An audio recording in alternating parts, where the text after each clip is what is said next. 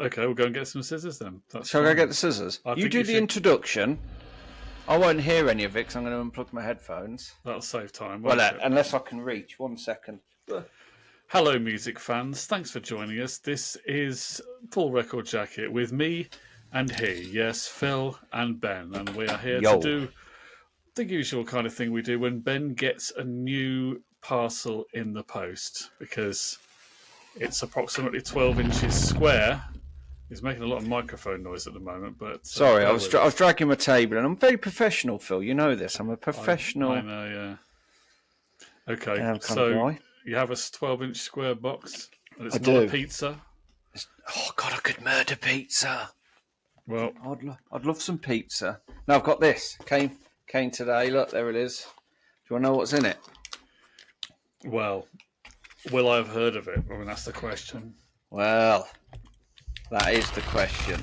My usual response to your vinyl is who? Who? Yeah, I know.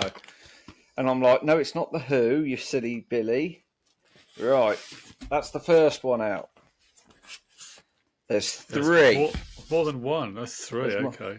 There's three. And the first one is it's not even 12 inches by 12 inches. It's 10 inches by 10 inches. Okay. And it's brand new and in the box.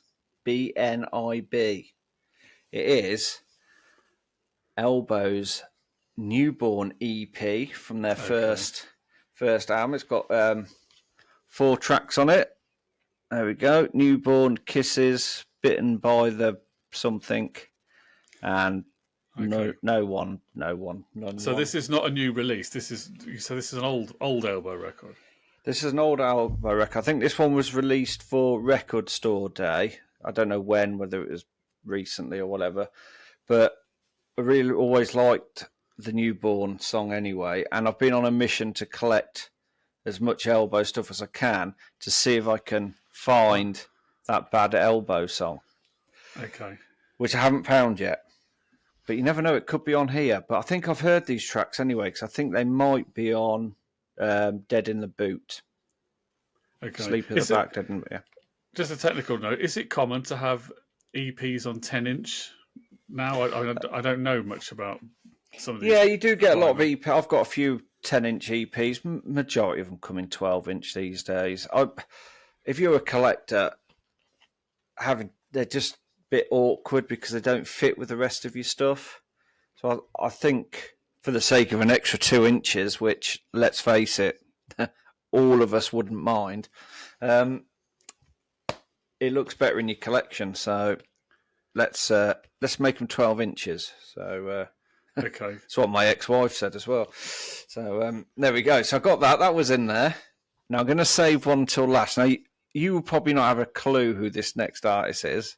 You will on the last one though. I can already sense the humidity rising, Phil. But I got this, and I think he's Irish. But I got this album was in there by a guy called Mark Carroll. It's a limited edition heavy. It's a 200-gram vinyl. It's like 8 bags of crisps. Yeah, 8 bags of crisps.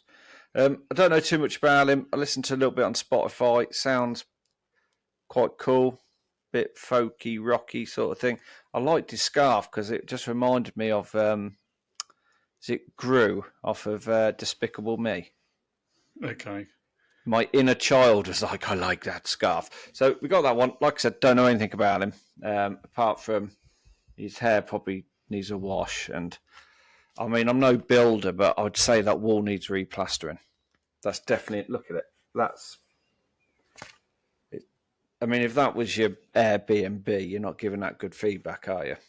I mean, unless it's his living room and it's sort of that shabby chic thing, and then who am I to criticise? You know? So, but last one, are you ready, Phil? Do you have your bucket of water ready to cool yourself down?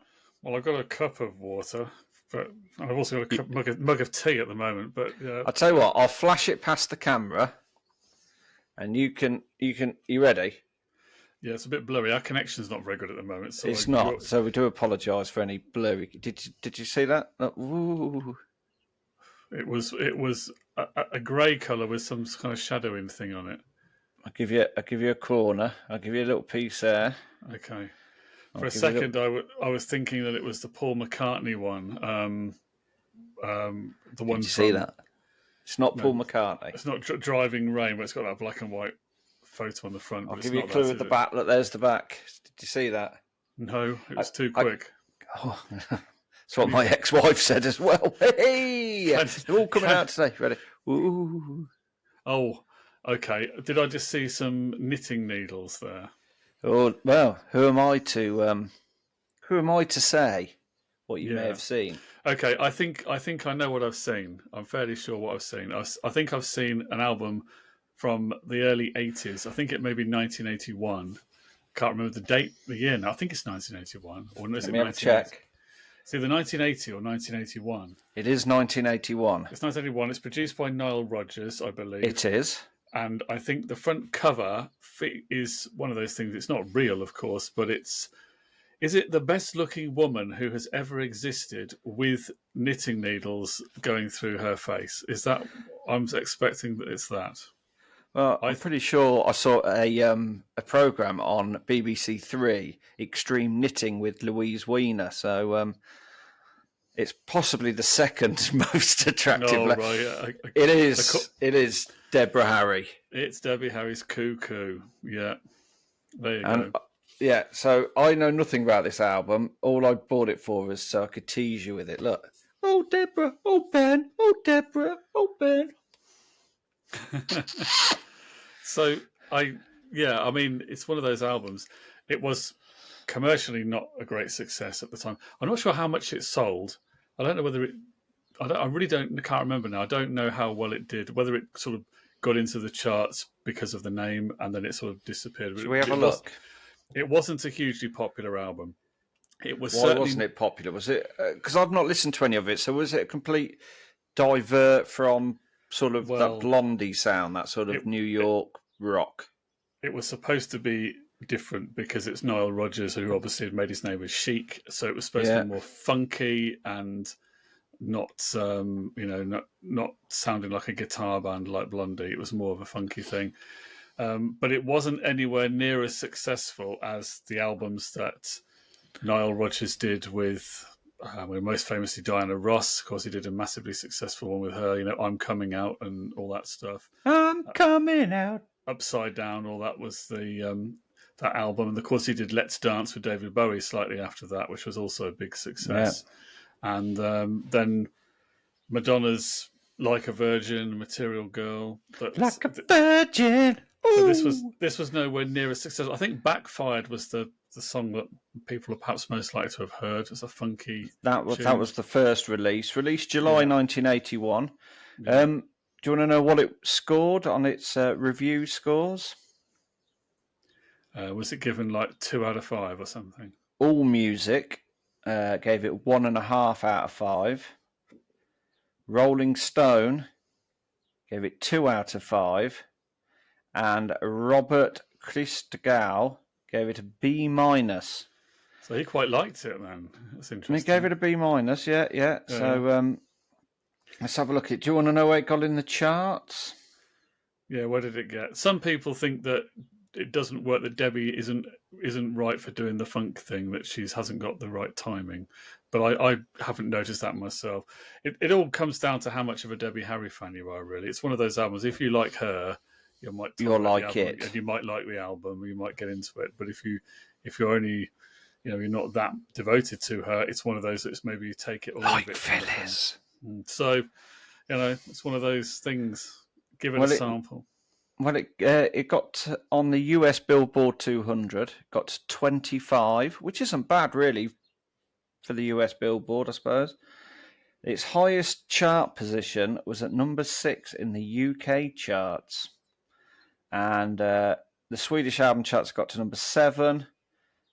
New Zealand, Canada, and Australia was 16 and 17. And in Norway, home of funk rock, number 24. Oh, and the Scottish album charts. This is weird. Has it been re-released? Because it says here. Now, I don't know how accurate this is. It has been re-released recently, yeah. Yeah, 2023 weekly chart performance for Cuckoo. Scottish album chart got to number 20, and the UK independent chart, it got to number 9. There you go. So there we go. So, Cuckoo was recorded while Harry and boyfriend Chris Stein were taking a break from the band Blondie. So, produced by Nile Rodgers and Bernard Edwards. So, there we go. So, yeah, they came in the post today. So, I mainly got this because I did ask you about it, what it was like. Well, it's great musicians and a great singer. It all depends on whether you think they go together as to whether you enjoy the album or not. But is the album cover better than the record? It may be better remembered, to be honest. It probably made more of an impact than the music. What's that, Debbie? Possibly. We can't do a Debbie and Ben show. What will we do with Phil? Oh, that's a good idea. Hello, Phil. So those three, they're the three that have just turned up. I have got some more here. I did go on Sunday to a car boot sale, and I picked up a few from there. Didn't know what I got. I picked up 2 U2 albums. One I already had, which is Joshua Tree, and then the other one was, what was the first album called? The first album was Boy.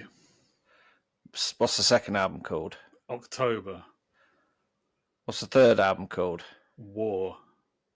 Fourth album? The Unforgettable Fire. That's the one.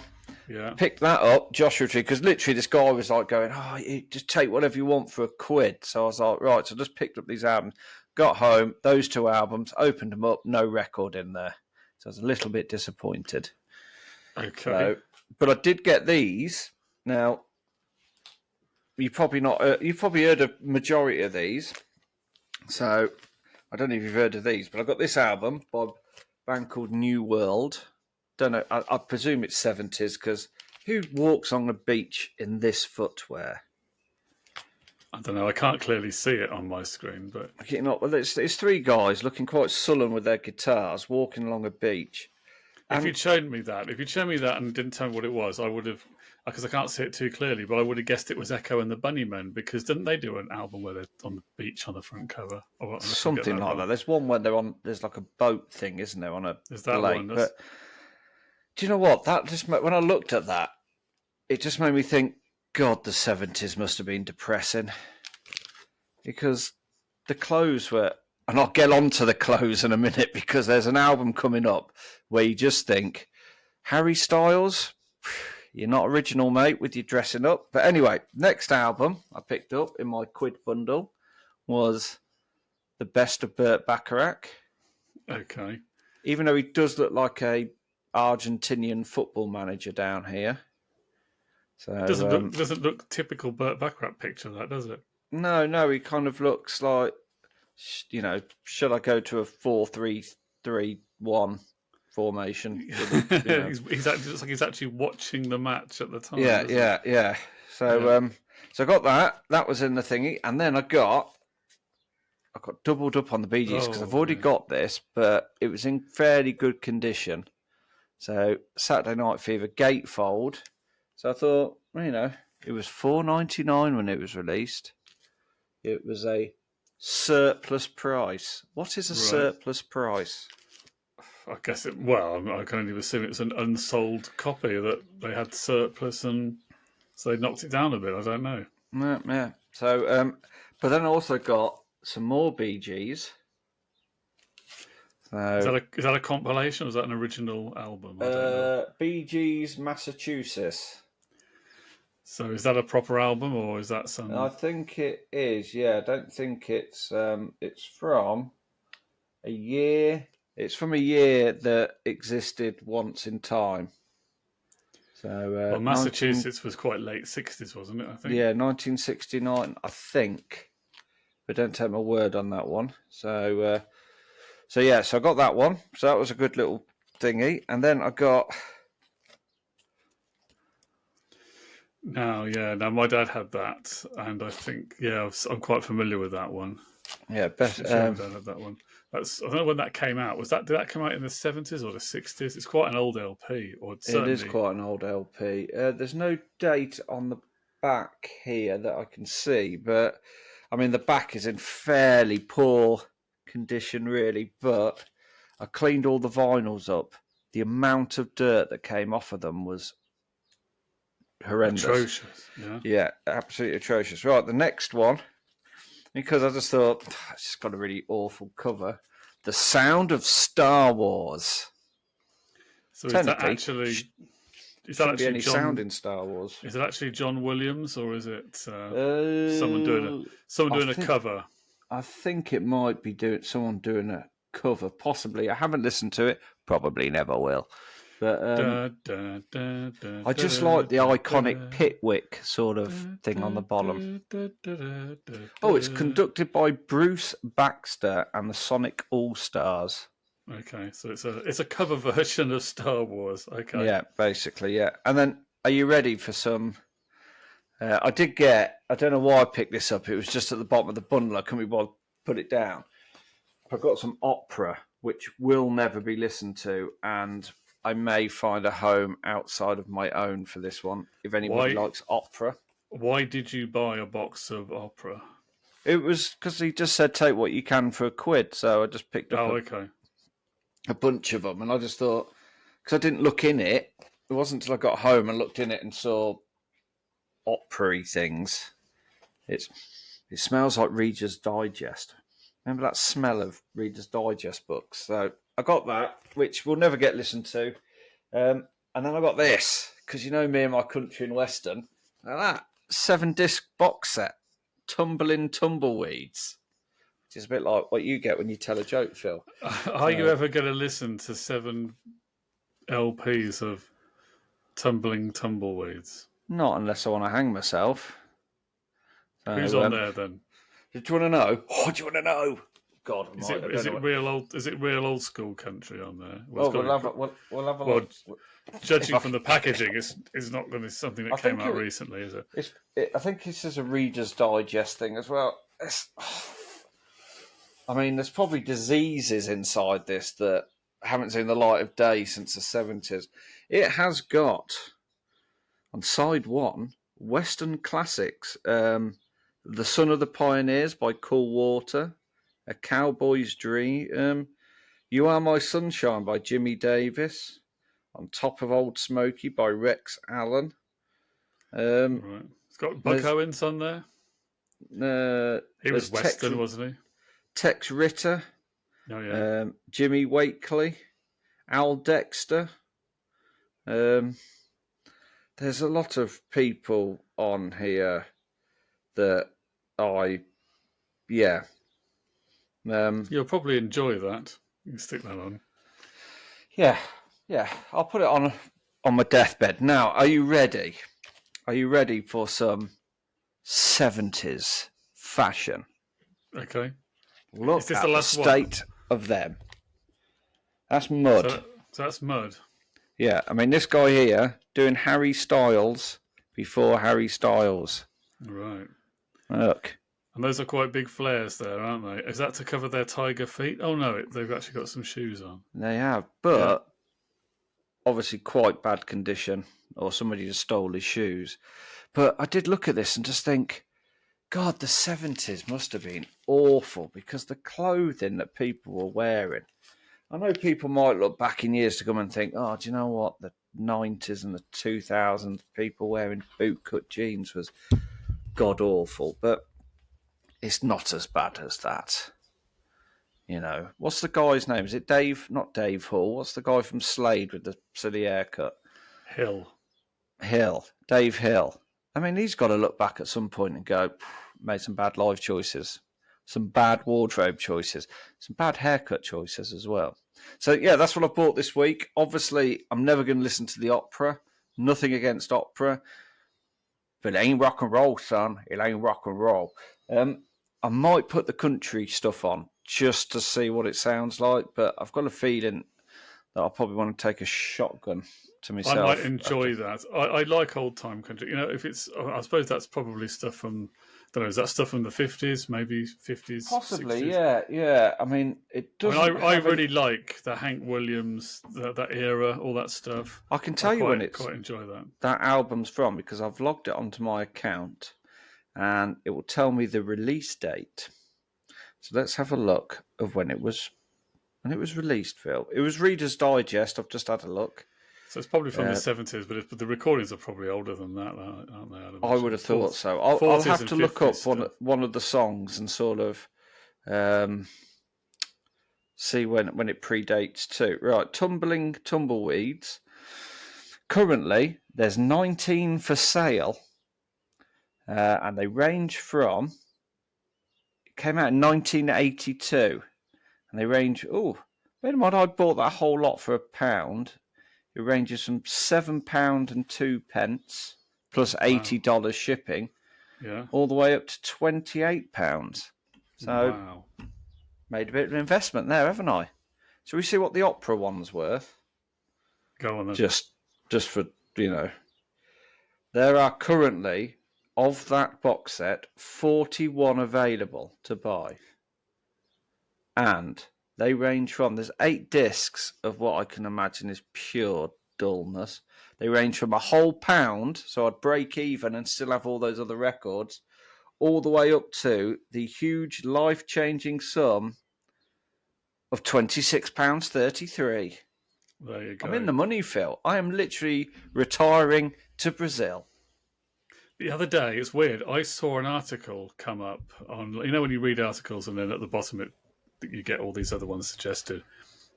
And I think it was on Reader's Digest, and I was reading something about music. And then it had, I didn't read the article, but it was how to appreciate opera. And I thought, perhaps I'll have a look at that, because I don't really appreciate opera. No, I don't. No. I thought I might look at it, and then I forgot about it. I didn't read it. But then it's weird that you've now come up with this, and maybe you need to read the article on how to appreciate opera. So you can delve into your box set, spend a whole weekend. Phil, I could spend 2 weeks at a Opera Appreciation Society retreat in the fields of Norfolk, and I'd come away, and it's a lot of and I don't understand what they're singing about. I went to see Madame Butterfly or something at the Royal Opera House when I was a kid. 3 hours of my life I will never get back. Well, it's true, but maybe if you'd learned Italian beforehand, you might not have had such a problem. Look, there's only one song that sounds good in Italian, and that's Just One Cornetto, give it to me. That one. Brilliant song. Love that. I love that little bit of opera. But no, opera just doesn't do it. I know when I've watched Inspector Morse, great programme, he loves his opera. And when it's banging out, it sounds dramatic and it's all, and I can imagine it's quite emotional stirring. But for your average goon like this, I'm just sat there going, where are the guitars? Synthesizer? Bass player? No, it's just somebody in a suit going. So I'll be writing a book about it soon. Ben's Guide to Opera. There you go. Don't listen to opera. It sounds like we pretty much just have had Ben's Guide to Opera. Well, thanks for watching, folks. Do you know any of those LPs that he's just fished out of the sale? What's your experience of them? Should he delve into the opera box? Should he be doing the country or the Bee Gees? One more. One more. There's one more. I forgot. Stop the press. Stop the press. When I say one more, there's actually 2 more. There's I've got these 2 albums as well. This guy here, he's called Eves Jarvis. So I've got this one, and so that looks quite cool. But I've got this album here, and it's by a guy called Tool Wan. And do you know why he's called Tool Wan? Is it because he's not short? It's because he's tall and his name's Wan. Okay. So, but look at this. Not often. Look, this is a single disc LP, and it has 15 songs on it, if my maths is correct. 8 plus 7. That's quite a good output. So 15 songs I'm going to listen to. Must be quite short. I'm probably going to listen to one of these 2 tonight. So Okay. But yeah, that's what I got. Anyway, back to the outro where we discuss how much we love opera. Well, we'll continue discussing how much we love opera, but we've got to end this edition of the show. So thank you for following. Thank you for commenting. Thank you for everything. We will be back with another show. In fact, if you look on your YouTube right now, you'll probably find another one. So join us then.